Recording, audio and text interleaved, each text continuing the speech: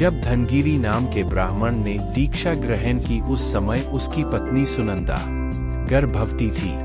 धनगिरी का वैराग्य मजबूत था, इसलिए पुत्र या पत्नी के ऊपर का मोह दूर करके दीक्षा ली। कुछ दिनों के बाद सुनंदा ने एक पुत्र को जन्म दिया। बालक जब पालने में है तब घर के लोग धनगिरी की दीक्षा की बातें करते हैं। वह बातें सुनकर बालक को जातिस्मरण ज्ञान होता है, दीक्षा लेने का भाव होता है। मम्मी सुनंदा का अपने पर से मोह उतारने के लिए उसने लगातार रोना शुरू किया।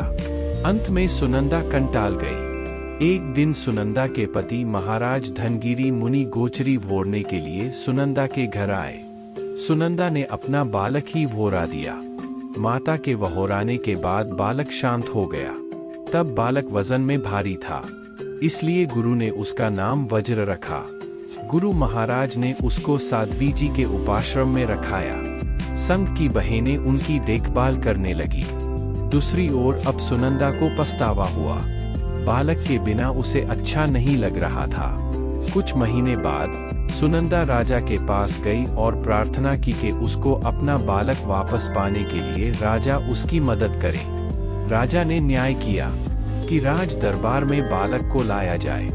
बालक जिसके पास जाए वह व्यक्ति बालक को उसके पास ही रखे। सुनंदा ने बालक को खुश करने के लिए बहुत सारे खिलौने, खाने की चीजें बताई, परंतु बालक सुनंदा के पास नहीं गया और ओघा लेकर नाचने लगा, जिससे राजा ने वज्र को गुरु महाराज को सौंपा। वज्रस्वामी थोड़े बड़े हुए कि देवता ने उनकी परीक्षा करने के लिए मनुष्य का रूप धारण किया। बालमुनि ने मनुष्य का रूप धारण करके आए हुए देव के पास से गोचरी स्वीकारी नहीं, क्योंकि देव कभी भी अपनी आंख पलकाते नहीं, जिससे उन्हें पता चला कि वह मनुष्य नहीं परंतु कोई देवता है। साधु को देवताओं की गोचरी चलती नहीं। गोचरी नहीं वहोरने से देव प्रसन्न हुआ और उसने 2 विद्या दी। एक दिन बालमुनि दूसरे सब साधुओं को पढ़ा रहे हैं ऐसा नाटक कर रहे थे। इतनी छोटी उम्र में इतना उच्च ज्ञान देख के उनके गुरु प्रभावित हुए। जब वज्र स्वामी साध्वी जी के उपाश्रय में पालने में थे तब साध्वी जी जो सूत्र पढ़ते थे वह सारे सूत्र वज्र स्वामी को एक ही बार सुनने से याद रह जाता था, जिससे वे बहुत ही ज्ञानी थे। छोटी उम्र में उच्च ज्ञान प्राप्त होने के कारण वे 500 साधुओं को पढ़ाने लगे। शेठ की लड़की रुक्मिणी वज्र स्वामी के प्रेम में पड़ गई, परंतु वज्र मुनि के वैरागी शब्दों ने रुक्मिणी का पागलपन निकाल दिया। उस नगर के राजा जैन धर्म का पक्का दुश्मन था। उन्होंने मालियों को आदेश दिया कि जैनों को फूल नहीं बेचना। पर्युषण के दिन आए। श्रावकों ने वज्र स्वामी को बात कही। आकाशगामिनी विद्या की मदद से वज्र स्वामी जी बहुत सारे फूल नगर में ले आए।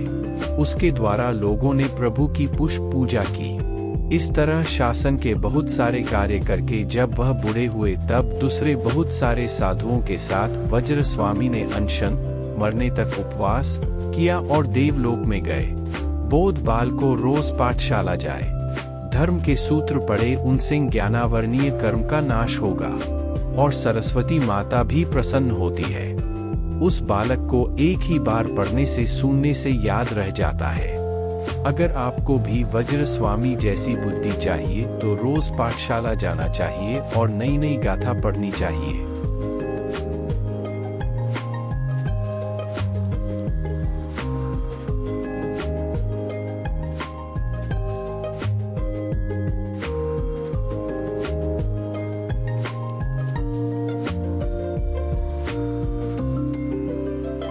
लर्न एंड टर्न का संपूर्ण सिलेबस या कोर्स चाहिए तो हमारी वेबसाइट पर विजिट करें और सिलेबस नाम के सेक्शन पर जाएं।